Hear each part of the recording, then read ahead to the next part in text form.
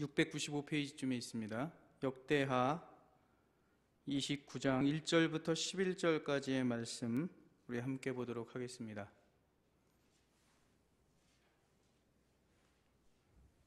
역대하 29장 1절부터 11절까지 한 절씩 교독하여 읽도록 하겠습니다. 히스기야가 왕위에 오를 때에 나이가 25세라 예루살렘에서 29년 동안 다스리니라. 그의 어머니의 이름은 아바야요 스가랴의 딸이더라.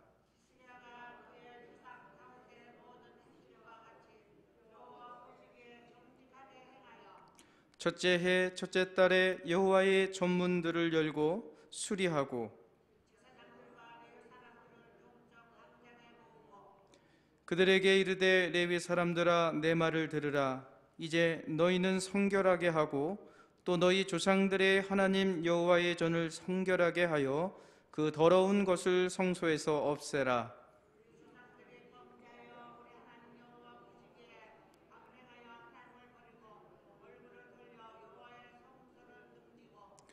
또 낭실문을 닫으며 등불을 끄고 성소에서 분향하지 아니하며 이스라엘의 하나님께 번제를 드리지 아니하므로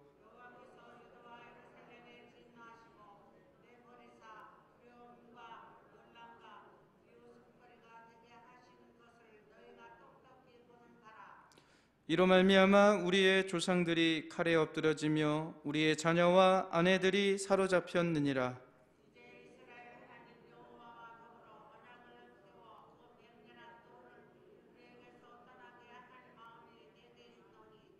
함께 읽겠습니다. 내 아들들아 이제는 게으르지 말라. 여호와께서 이미 너희를 택하사 그 앞에 서서 수종들어 그를 섬기며 분향하게 하셨느니라.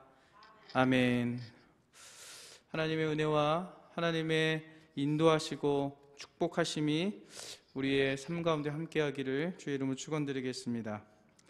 자, 사람들이 종종 누구를 닮았다라고 이렇게 말을 합니다. 때로는 이 닮았다는 이 말 중에 연예인을 닮았어 라고 이렇게 좋은 뜻으로 이야기하는 사람도 있습니다. 또 어떨 때 또 너 부모님을 많이 닮았네 라고 이렇게 이야기하는 경우도 우리가 보게 됩니다. 어떨 때는 이것이 최고의 칭찬인 것 같기도 하고 또 어떨 때는 그렇지 않을 수도 있다는 그러한 생각이 듭니다. 저 아이도 제 둘째도 저랑 매우 닮았다라고 이렇게들 이야기합니다. 그래서 이 아이에게 좋은 부분에 있어서 너 아빠랑 참 많이 닮았다라고 이야기하면 아이도 굉장히 좋아해요.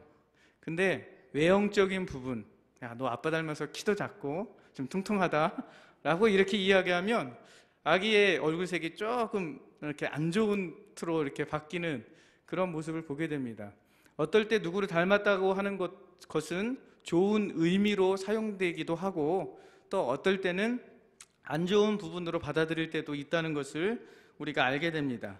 오늘 본문의 말씀을 보게 되면 히스기야 왕이 나오게 되는데 이 히스기야 왕은 누구를 닮았다라고 성경에 이야기하고 있냐 하면 다윗의 행실을 닮았다라고 이렇게 이야기하고 있습니다. 역대기에서 왕들에 대해서 이야기를 할 때에 선한 왕들 그리고 하나님 앞에 또 하나님의 말씀을 거룩하게 지켰던 그러한 선왕들은 모두 다 다윗의 행위를 닮았다라고 이렇게 성경에 표현하고 있습니다. 그런데 구약에 보게 되면 그 남유다의 왕들 중에 다윗의 행위를 닮았다라고 이렇게 이야기한 왕이 오늘 우리가 함께 나눌 히스기야 왕과 요시야 왕밖에 없습니다. 그래서 오늘 히스기야가 어떻게 그의 삶을 드렸기에 하나님 앞에 다윗의 행위를 닮은 그러한 거룩한 왕으로 하나님 앞에 인정을 받았는지 우리가 그의 모습을 보면서 우리가 몇 가지 살펴보도록 하겠습니다. 첫 번째로 이 히스기야는 정직한 모습을 다윗과 함께 그의 모습을 닮아갔던 사람이었던 것을 보게 됩니다. 정직이라는 것, 이것을 국어사전에 보게 되면 마음에 거짓이나 꾸밈이 없이 바르고 고듬이라고 이렇게 국어사전에 나와 있습니다. 히브리어에 보게 되면 이 히브리어로 야사르라는 단어가 있는데, 이 단어의 뜻은 좌로나 우로나 치우치지 않고 똑바르다라는 그러한 말의 뜻을 갖고 있습니다. 히브리 말이나 우리나라 말이나 그 의미는 굉장히 비슷한 것 같습니다. 자, 이렇게 정직이라는 것은 우리의 마음에 거짓과 꾸밈이 없이 좌로나 우로나 치우치지 않고 곧바로 걸어가는 그러한 것을 정직이라고 이렇게 말합니다. 오늘 그냥 정직함이 아니라 오늘 성경에서 말하는 이 정직함이라는 것은 여호와 하나님 보시기에 정직함을 이야기하고 있습니다. 히스기야 왕의 삶은 하나님 앞에 정직한 삶으로 그는 하나님 앞에 그 모습을 보여들었습니다. 오늘 강대국 그 주위에 아수르가 위에는 있었고 밑에는 애굽이라는 나라가 있었습니다. 그 가운데 있어서 외교술에 있어서 그들이 살아남기 위해서는 이 외교적인 정책을 잘 펼쳐가야 그 강대국 가운데 살아남을 수가 있습니다. 자, 그러나 그는 좌로나 우로나 치우치지 않고 마음과 시선이 항상 하나님을 향하여 있었던 것을 볼 수가 있습니다. 어떠한 시련과 환난 속에서도 항상 하나님께 우선순위를 두었다는 것입니다. 오늘 히스기야는 약해진 나라를 이어받아서 왕으로 그가 이제 들어설 때에 아수르로부터 무너진 북쪽의 북이스라엘이 아수르에 의해서 멸망을 당했는데, 그 아수르가 우리 남유다도 얼마 있으면 쳐들어오겠다라는 이러한 조급함에 항상 쌓여 있었을 것입니다. 그리고 어떻게 하면 빨리 이 나라 백성들을 부유하게 해서 빨리 그 백성들을 잘 살게 하고 군사력을 키워가지고 우리나라를 어떻게 하면 더 강하게 만들까라는 왕으로서의 생각을 하고 있었을 것입니다. 하지만 히스기야는 하나님 백성에게 중요한 것이 바로 여호와 보시기에 정직한 것, 하나님께 시선을 고정하고 하나님께 목적을 두고 살아가는 것임을 이 히스기야 왕은 국정의 최우선으로 삼았던 것을 보게 됩니다. 히스기야도 어려운 시기에 살았습니다. 여러분, 우리도 이때 우리가 살고 있는 이 시대가 어렵다고들 이야기합니다. 그러나 내가 필요로 하는 그것 때문에 우리가 정직한 삶을 사는 것이 아니라, 어떤 이유와 까닭 때문에 하나님을 찾는 것이 아니라 오늘 좌로나 우로나 치우침 없이 하나님을 향한, 하나님 보시기에 정직한 삶을 살아가라는 그 교훈을 우리에게 말해주고 있습니다.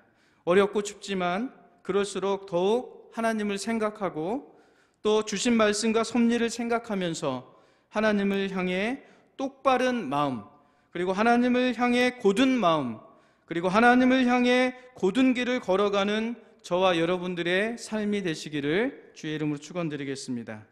두 번째로 오늘 히스기야는 성결한 모습의 삶을 살았습니다.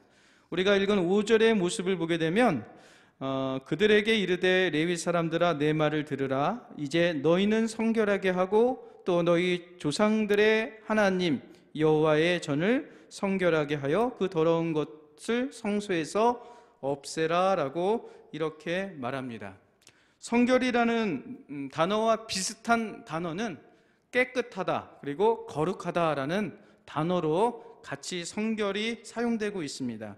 오늘 우리가 읽은 오늘 읽은 역대하 29장 5절에 있는 말씀에 두 가지 성결에 대해서 우리에게 말해주고 있습니다. 첫 번째 성결은 개인적인 성결을 의미하고 있습니다. 그리고 두 번째 성결은 바로 여호와의 전을 성결케 하라라는 그러한 말을 하고 있습니다. 레위기서에 보게 되면 나는 거룩하니 너희도 거룩하라 라고 이렇게 계속해서 하나님께서 레위기서에서 줄기차게 여러 번 강조하고 있습니다. 개인적인 성결을 위해서 오늘 히스기야는 레위 사람들에게, 백성들에게 하나님 앞에 너희들의 죄를 회개하라, 제사를 드리면서 회개하라 라고 이렇게 말하고 있습니다. 그래서 참된 회개와 하나님의 말씀을 지켜 행하는 것이 바른 성결의 모습이다라고 히스기야는 백성들에게 가르치고 있습니다. 오늘 히스기야는 25세의 왕이 되었습니다. 그 왕이 되어서 하나님 앞에 드렸던 것이 자기의 죄를 위해서 하나님 앞에 회개했습니다. 그리고 그뿐만이 아니라 자기 아버지 아하스 왕, 하나님 앞에 정말로 악하다라고 이렇게 부름받았던 아버지 아하스 왕의 죄를 위해서도 기도했습니다. 뿐만 아니라 저 북이스라엘이 멸망하게 되었는데 그 멸망의 원인이 하나님을 불신하고 우상을 숭배했기에 멸망하였다라는 그러한 것까지도 오늘 하나님 앞에 회개하는 모습이 나오게 됩니다. 그래서 29장 19절에 보게 되면 아버지 아하스를 위해서 제사를 드리는 모습이 나오고, 또 24절에 북이스라엘을 위해서 번제와 속건제를 드린 사건이 기록되어 있는 것을 보게 됩니다. 우리가 성결해지기 위해서는 우리의 마음을 깨끗게 해야 합니다. 우리 마음이 더러운 죄가 깨끗하게 되기 위해서는 날 위해서 십자가에 못 박혀 죽으신 예수 그리스도, 그 예수 그리스도의 이름으로 우리가 회개해야 우리의 죄가 사함받고 깨끗하게 되는 것입니다. 그리고 예수 그리스도의 성품을 닮아 성결하게 살아가는 것이 참된 그리스도인이요 참된 예수님의 제자라고 할 수가 있습니다. 이러한 삶이 바로 성결한 삶이 되는 것입니다. 또한 두 번째로 하나님의 성전, 여호와의 성전을 깨끗하게 하라라고 이렇게 말합니다. 히스기야는 우상 숭배로 더러워진 여호와의 성전을 깨끗하게 정화시키는 운동을 그 일평생 그가 왕으로 있을 때 실시하였습니다. 성전 정화 운동은 성전에서 예배드림으로써 회복되기 시작을 합니다. 6절과 7절에 있는 말씀, 그 말씀을 보게 되면 우리 조상들이 범죄하여 우리 하나님 여호와 보시기에 악을 행하여 하나님을 버리고 얼굴을 돌려 여호와의 성소를 등지고 또 낭실문을 닫으며 등불을 끄고 성소에서 분향하지 아니하며 이스라엘의 하나님께 번제를 드리지 아니하므로라고 이렇게 기록되어 있습니다. 즉 성전에서 제사가 드려지지 않았다는 것을 이제 말해주고 있습니다. 그곳에서 다시금 성전을 회복하기 위해서 하나님께 제사를 드리기 시작하면서 성전을 깨끗게 하기 위한 작업을 시작하는 것을 보게 됩니다. 성도 여러분, 교회의 거룩함은 바로 예배를 통해서 회복되는 줄 믿으시기 바랍니다. 오늘날 한국교회는 거룩함이 땅에 떨어졌다라고 이야기합니다. 교회가 온갖 부정과 부패에 연루되어 있고, 교회가 권력화되어 가고 있고, 또 교회가 정치화되고 있는 것을 우리가 볼 수 있습니다. 그래서 교회의 거룩함을 상실해가고 있는 것이 오늘의 한국교회의 현실이라고 할 수가 있습니다. 이럴 때 우리 교회가 다시 거룩하게 되는 방법이 무엇이냐? 바로 예배를 회복하는 것이 우리 교회가 다시 회복하는 그러한 일이라고 할 수가 있습니다. 코로나19 때문에 주일날 예배드리기가 매우 어려워졌습니다. 수도권은 다시 비대면으로 예배를 드리게 됩니다. 그리고 또 우리 광주도 좌석이 30%, 그러니까 우리 교회가 500석이니까 우리 교회도 150명이 넘으면 안 되게끔 이제 돼 있습니다. 자, 이렇게 코로나19 때문에 예배 드리는 것에 제약을 받고 있습니다. 그러나 반대로 우리가 이 상황을 보면서 우리가 마음대로 하나님 앞에 예배 드리고 또 자유롭게 예배를 드릴 수 있는 것이 얼마나 큰 감사고 기쁨이었는지 우리는 다시 이 모습을 보고 깨달아야 합니다. 오늘 우리가 하나님 앞에 자유롭게 예배 드리는 것이 얼마나 큰 감사고 또 기쁨이었다는 것을 깨달지 못한다면 이 코로나 이 시국에 하나님께서 우리에게 주시는 메시지를 듣지 못한 우리의 모습이라고 할 수가 있습니다. 오늘 하나님께서는 한국교회에게 말씀하십니다.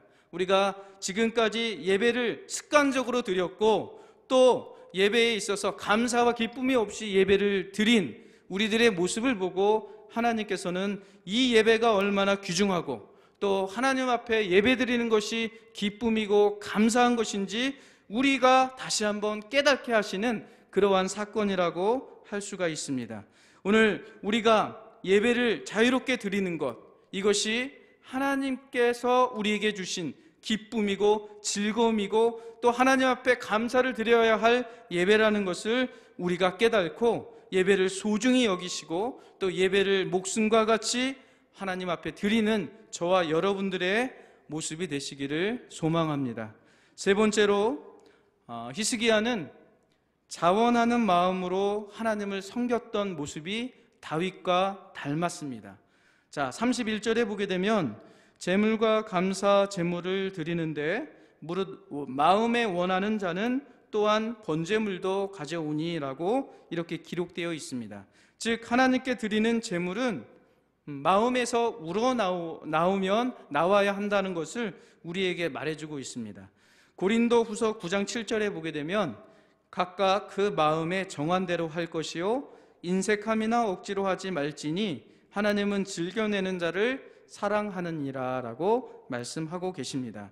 히스기야는 백성들에게 예배의 회복을 강조하면서 하나님께 드리는 예물에 감사함으로 기쁨으로 드리지 않으면 예배 회복은 있을 수 없다라고 이렇게 백성들에게 가르칩니다. 왜냐하면 예배는 하나님께 드리는 것인데 하나님께서 이 예배를 받지 않으신다면 우리가 드리는 예배는 아무 소용이 없기 때문인 것입니다. 우리도 예배를 드릴 때 또 예물을 드릴 때 또 하나님 앞에 봉사를 할 때 억지로 또 인색한 마음으로 하는 것이 그것이 아니라 바로 감사함으로 기쁨으로 자원하는 마음으로 하나님 앞에 드리는 것이 참된 성도들의 모습이고 또 교회가 회복되는 길이다라고 이렇게 우리에게 가르쳐주고 있습니다. 이제 연말입니다. 연말 12월 이제 한 달도 남지 않았습니다. 그리고 이제 2021년 새해가 다가오고 있습니다. 늘 연말이 되면 교회 안에서 여러 가지 갈등이 일어납니다. 어떤 갈등일까요? 어떻게 하면 내년에 교회 일을 쉴까? 자, 어떻게 하면 하나님의 일을 안 할까? 편하게 신앙생활을 어떻게 하면 내년 한 해 할 수 있을까? 라고 이렇게 마음을 먹는 성도들이 있는 것을 보게 됩니다. 하나님께서는 성도들에게 하나님의 일을 감사함으로 또 기쁨으로 자원하라고 이렇게 우리에게 말씀하고 계십니다. 하지 말라고 하나님께서는 한 번도 말씀하시지 않으셨습니다.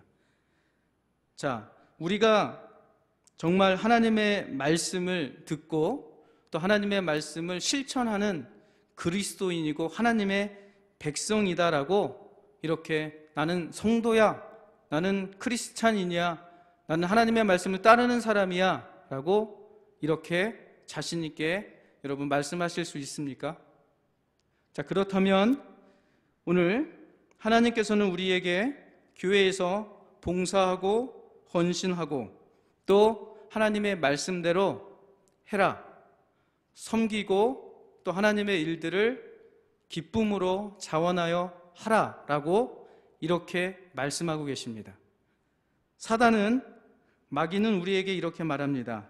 하나님의 일을 한 해 쉬고 편하게 신앙생활 해라, 이렇게 우리에게 말을 합니다. 근데 어떤 사람들은 하나님의 일을 하라라고 하신 그 하나님의 말보다 하지 말고 편안하게 신앙생활 해라는 마귀의 말을 귀를 기울이게 되고 그 말을 따라서 행동하게 됩니다.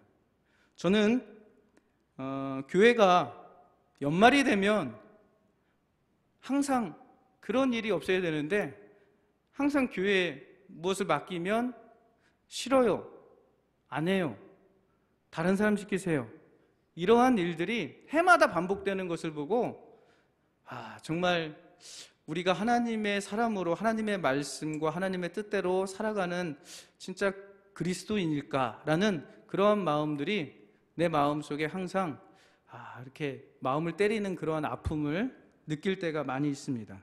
오늘 하나님께서는 우리에게 하나님의 교회를 위해서 열심히 최선을 다해서 교회 일을 하라라고 이렇게 우리에게 말씀하십니다. 하지 말라. 이것은 마귀가 주는 마음이고 마귀가 주는 생각이고 마귀의 말을 따라서 실천하는 사람입니다. 여러분, 우리가 이 연말 때에 하나님의 교회를 위해서 내가 무엇을 할 수 있습니까? 라고 이렇게 기도하고 하나님 앞에 구해서 내년 한 해에 내가 하나님을 위해서, 교회를 위해서, 또 사랑하는 성도를 위해서 무엇으로 섬기고 헌신할 수 있을까?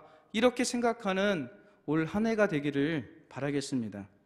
어제 조문을 가다가 오면서 한 권사님이 차 안에서 이야기를 나누는데 아주 은혜 받는 깨달음을 주시는 그런 말씀을 하셨어요. 어떤 선교사님을 만났는데 그 선교사님에게 선교사님, 내년에 내가 지금까지 몇 년 동안 열심히 교회 일을 했으니까 내년은 좀 이렇게 한 해 쉬려고 합니다라고 이렇게 이야기했대요. 그랬더니 그 선교사님이 아니 왜 담임 목사님이 그냥 일을 좀 쉬라고 하십니까? 라고 이렇게 물어봤대요.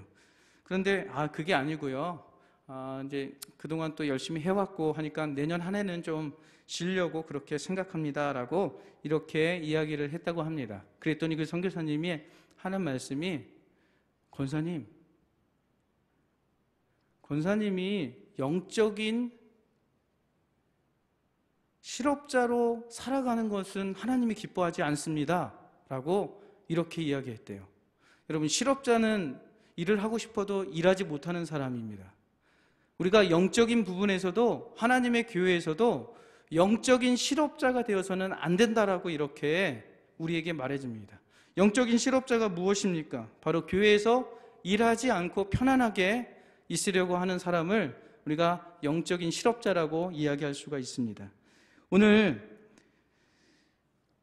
나라의 대통령이 되거나 지도자들도 나라의 최우선으로 국정 과제로 삼는 것이 무엇이냐 하면 실업자를 줄이기 위해서 여러 가지 취업 그런 것들을 만들어냅니다. 일자리를 창출해내고 만들어냅니다. 그래야 그 나라가 부강해지고 또 국민들의 삶이 윤택해지고 살기 좋아지기 때문에 나라의 대통령도 최우선으로 실업자를 줄이는 정책을 만들어갑니다. 그런 것을 보면서 목사로서, 나는 목사인데 우리 성도님들이 영적인 실업자가 되는 것은 이것은 목사로서 가만히 보고 지켜볼 문제가 아니다라는 그런 깨달음을 받았습니다. 그래서 어떻게 하면 우리 성도님들이 영적인 실업자가 아닌 정말로 하나님의 일을 기쁘게 감당할 수 있는 그러한 하나님의 일꾼들이 되길 위해서 어떻게 해야 되나, 말씀으로 가르치고 양육해야겠다는 그러한 책임감이 저에게 들었던 그러한 어제의 시간이었습니다. 여러분, 그렇다면 오늘 교회에서 우리가 영적인 실업자가 많아지는 것, 이것은 교회의 미래의 불행입니다. 교회의 성장에 저해되는 일입니다. 여러분, 나라에 실업자가 많으면 그 나라의 미래가 있겠습니까? 그 나라의 미래가 없습니다. 마찬가지로 교회에도 영적인 실업자가 많으면 많을수록 그 교회는 비전이 없는 것입니다. 오늘 저와 여러분들이 하나님 앞에서 영적인 실업자로서 정말 그의 삶이 피폐해지고 또 어려운 그러한 영적인 사람이 되기를 원하십니까? 아니면 하나님의 일을 감사와 기쁨으로 또 감당하셔서 영혼이 잘되고 범사가 잘 되시는 하나님의 일꾼이 되기를 원하십니까? 그의 선택은 여러분들에게 달려 있습니다. 오늘 우리가 히스기야가 하나님께 인정받으며 다윗의 행실과 같았다라고 칭찬받은 것처럼 오늘 여러분들의 삶도 하나님 앞에서 정직하시고 또 성결하고 또 자원하여 기쁨으로 하나님의 일을 잘 감당하여서 하나님께서 복된 그리스도인이라고 인정해 주시는 진정한 하나님의 일꾼들이 다 되시기를 주의 이름으로 축원드리겠습니다.